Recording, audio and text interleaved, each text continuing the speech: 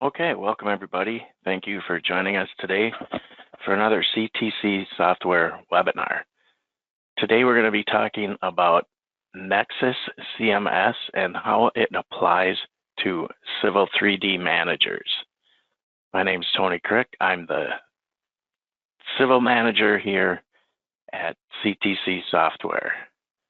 And this webinar will be recorded on our YouTube channel and will be available for those of you that have signed up shortly after it's finished. And if you're watching this on YouTube, thank you for joining us on YouTube. You can ask questions anytime during the webinar. During YouTube, you can ask them there and we will respond to those. And if we don't get to your questions live here today, there will be time at the end. So thanks for joining us.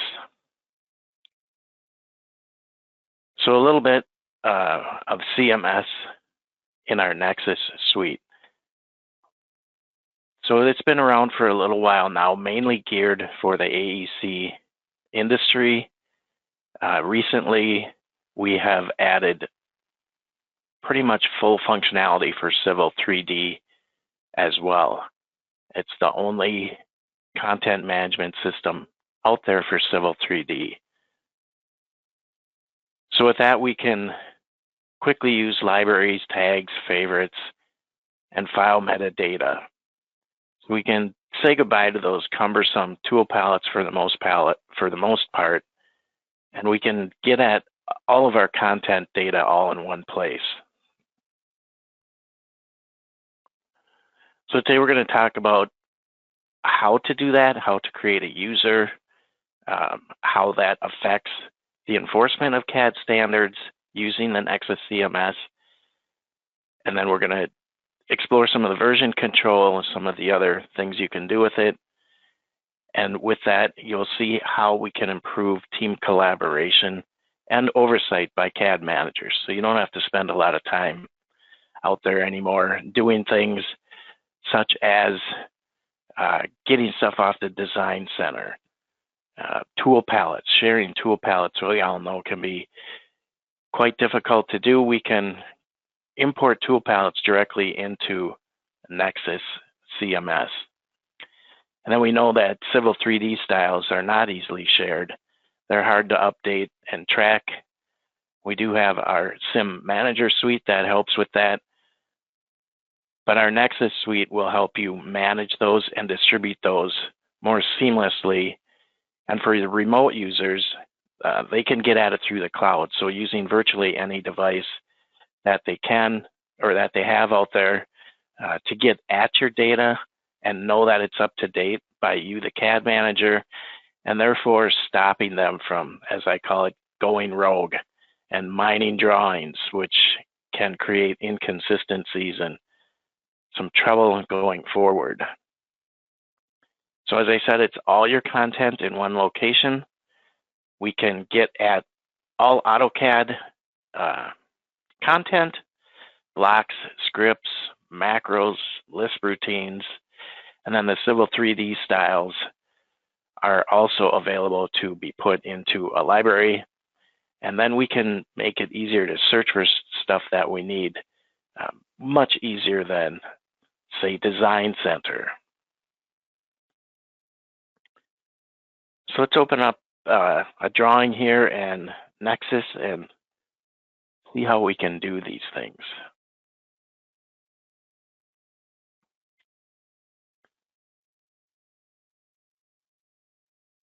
Okay, so here's Nexus, what it looks like, the home. When you first fire it up, this is what you're going to see right here. Your users will see that, as well as you as managers. So some of the things we do is we create libraries to put things in, and we can get stuff out of any drawing that we have. So if you have a template drawing, for instance, so here's templates, we can load those templates in there so your users can know, they can just go grab these and get started with this. And you don't have to have a file path for it in your options, and they don't have to know where your drawing templates live. As long as you keep them up to date here, they can just come and go. So like one for survey, for example. design, anything like that that you might have. Sheet set managers we can put in there, or sheet sets we can put in there. Lots of different stuff we can put in there that your users can utilize on a grab and go basis. So how do we get there? That's really what we're looking for today for you as CAD managers. So once you get Civil 3D, or Nexus CMS, I'll slide this off to the side here. Once you get your Nexus CMS purchased and registered, you'll have to log into the portal. So this is our home page right here.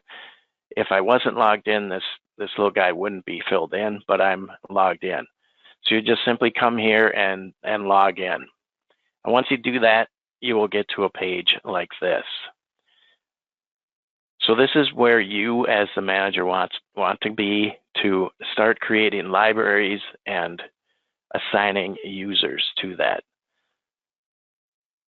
So we have the dashboard here, CMS, we have some other things, projects, things that are really more geared to probably the MEP side of it or the BIM side of it. But we really want to figure out how to do this. So first thing, you click on here and we go to our libraries. So if you've already created a few, you can do some searches here for whatever libraries you have out there. But you want to create a new library. Starting from scratch, you'll come in here and you want to create a new library. So you just hit the plus button right here and it walks you right through it. So the library name today, let's just call it, CTC Survey. I am going to be grabbing stuff from a survey kind of template drawing that we have in the back right here. You can see that. So we can just give it a description too. We can call it Survey for CMS. Okay.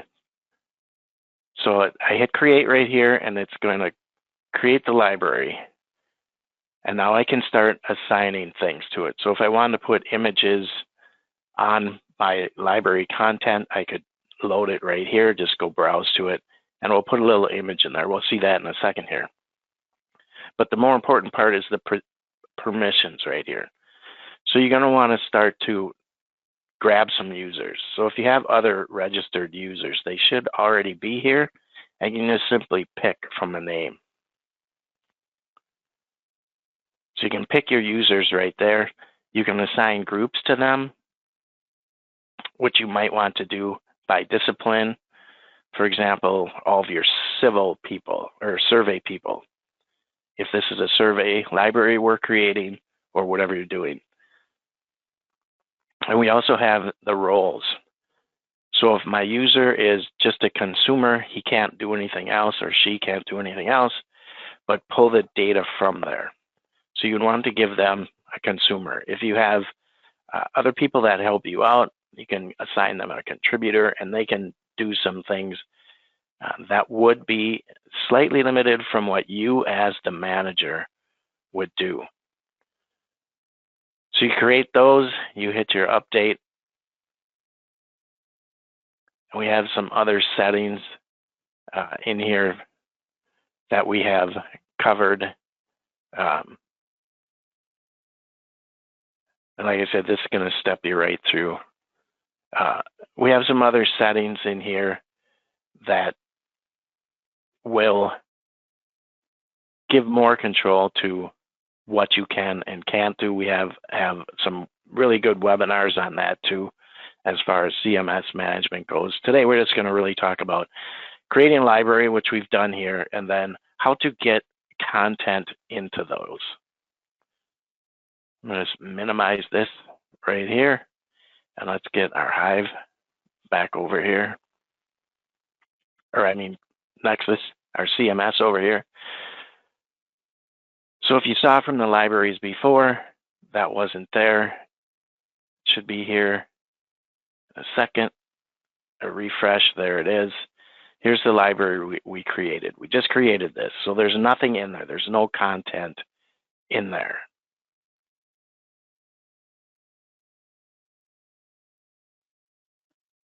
So we need to have, before you get going on this, when you're creating users, you need to have a plan. You need to know who's who and who you might want to put as available to that.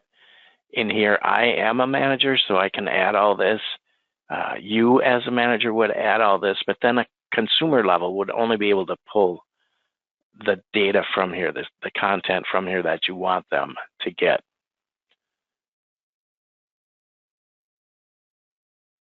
So once we have the library created, we need to start adding content.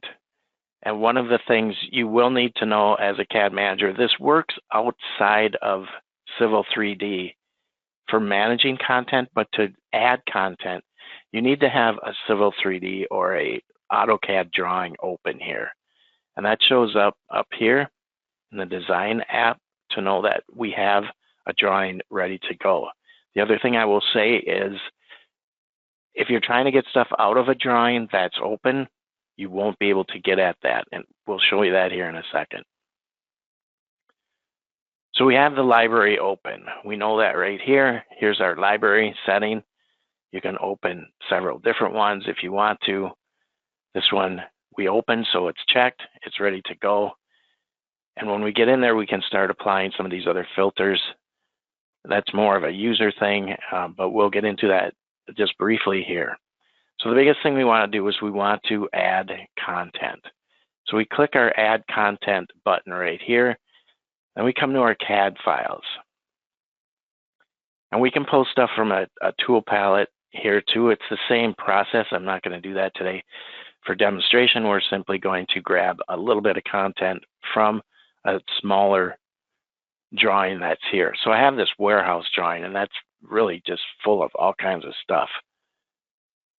And that will take a while. That's the other thing. If you want to have a full library, which we have for this warehouse drawing up here, you're probably going to want to add that, process that content during off hours, because it will take some time.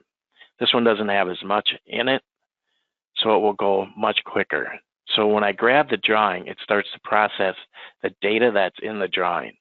And that's, like I said, this doesn't have a lot, so this will take a roughly 10 or so seconds. A bigger drawing like this design warehouse where everything is stored will take a little bit more time, but this is the short process of it. So here's all the content that we have that we could add to the library. Okay, and this takes a little bit of time, so I'm going to not do everything just for an example. This is what I was talking about. If you want to add that to your library, like everything, you would really want to do that when your machine is not tied up. So let's just add some points. Here you see a point. So it's indicating that that's a Civil 3D style.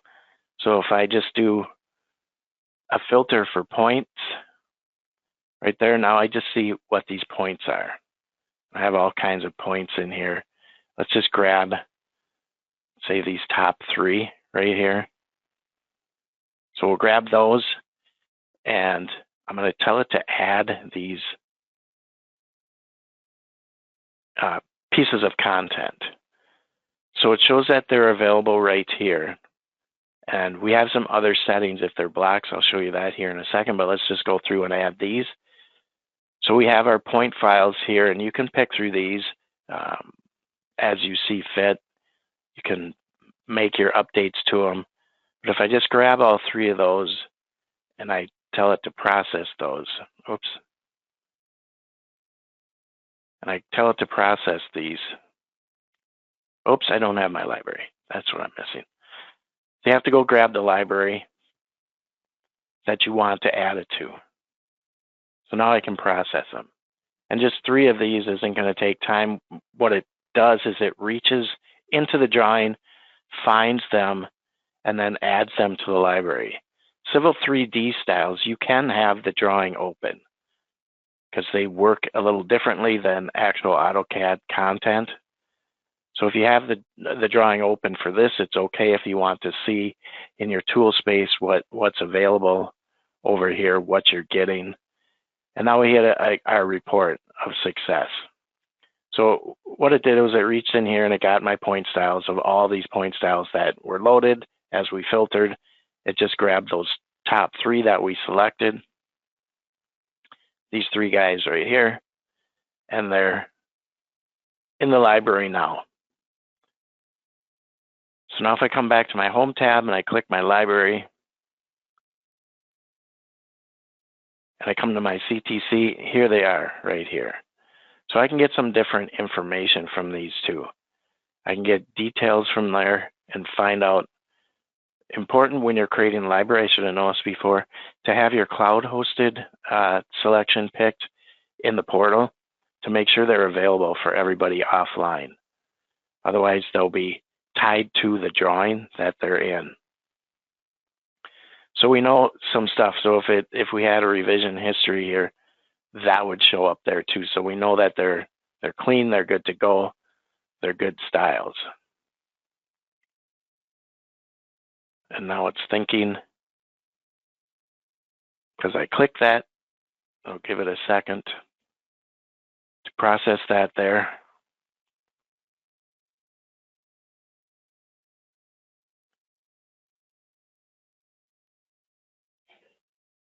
Oh, it opened up another window.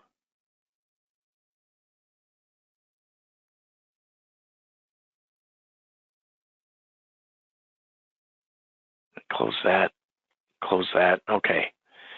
So now let's go back and let's add some blocks. Like I said, some things are available differently for AutoCAD content that you would get from here. So I'm going to grab that same drawing.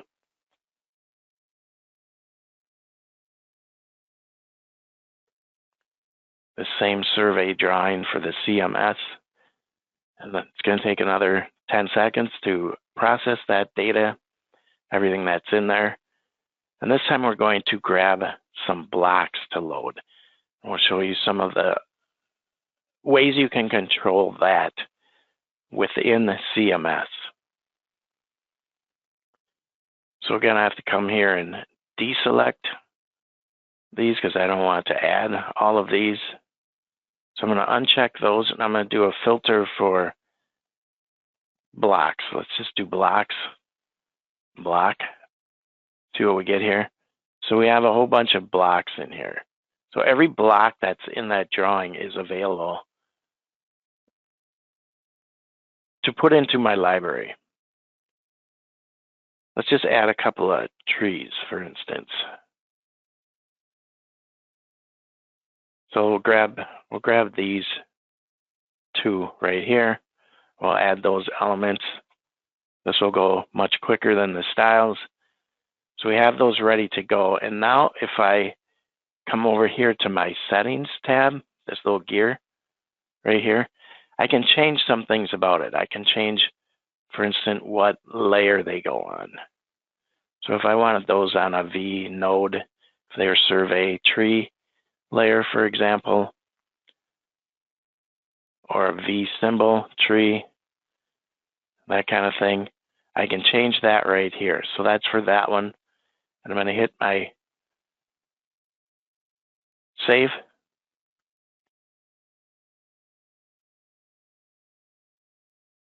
And now you see it turned green, reflective of the color that it's assigned. So now I can process those into my library. And you see, here's what I was talking about. The drawing's open, so we get an error right here. So I'm going to close this. I'm going to close this drawing. Because they're independent, I don't have to go back to the drawing. And I have this pinned on top. But I covered that up. So I'm going to say no to that just to close the drawing. So I close the drawing, and now I can reprocess these. And now they'll go into my library. So if you're trying to process and you see that error, it's probably because you have the drawing open. I don't know if you could see that in the background. It's finding those blocks right there, and it's adding them to the library. Now we have success. Now we know they went in there, and I can close this. And let's go back to our library. And now we see right here that tree that we changed the layer on as it came in. So it defaulted to the 0 layer or whatever it was, but we changed it to the V symbol note. But what if we missed one, like this one? What if we wanted to do the same thing? Well, I can come in here and I can hit the update. So if I hit my detail again, I see what's wrong with it. I can double check a bunch of stuff right here. Okay, if I hit the update on it,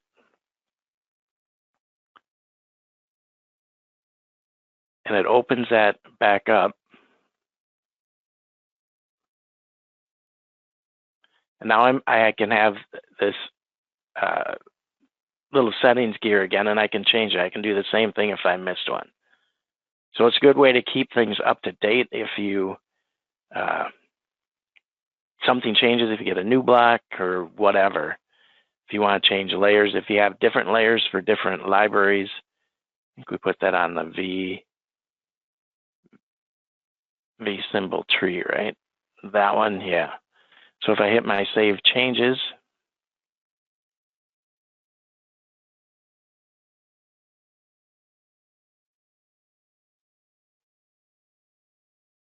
and then I hit the process one more time,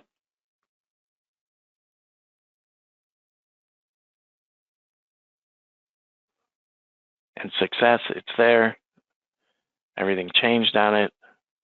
And this can take a couple of seconds to be reflected here as the picture goes. But if I come to my details, I should see that it updated. So it did update, even though it doesn't look like we thought it would, it did update. Let's try the refresh. Okay, we'll come back to that. Cloud activity can take a little bit of time, but it did change. So if I were to drop this into here, you can see that right there. You can see that's the right color, the right layer, everything is okay with it. So one of the other things we can do from a management standpoint is if we processed, like I said, this whole design warehouse drawing. So if I come back to this library or the home page and tab and I switch to this library, we have a lot of stuff in here. We have 2,203 pieces of content loaded into here. I can come and tell it I only want my AutoCAD content, my filter, and apply right there. So I can see that that's there. Let's see if that tree is there.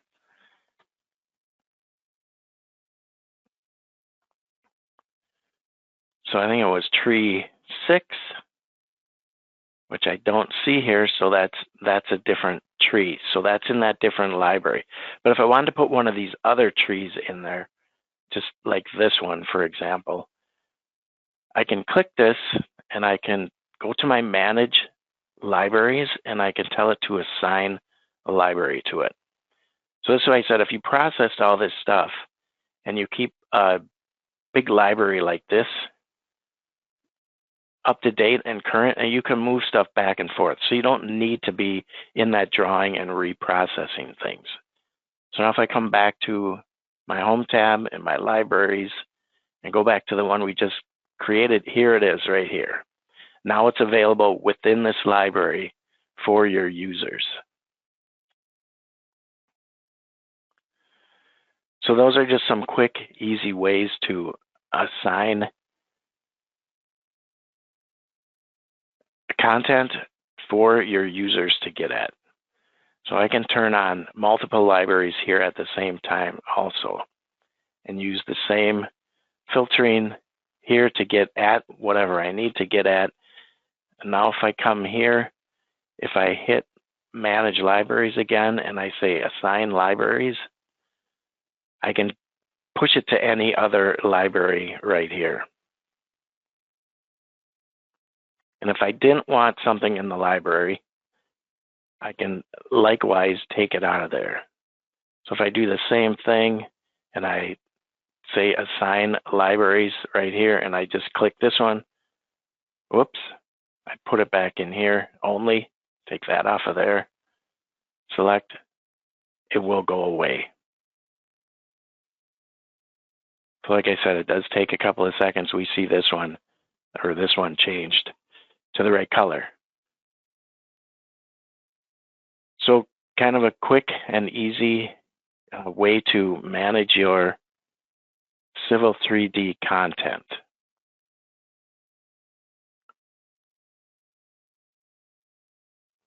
So let me get that out of the way.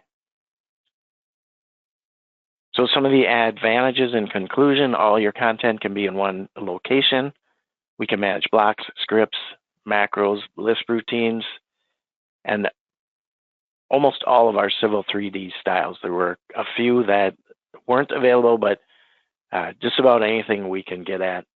And then as we saw, we can search for content, anything we need out there, independent of any folders or anything else. So with that, thank you for joining us today for this CMS for CAD Managers webinar. I will stick around for any questions. Otherwise, for any of you out there that will be leaving, have a good day, and we hope to see you at our next one.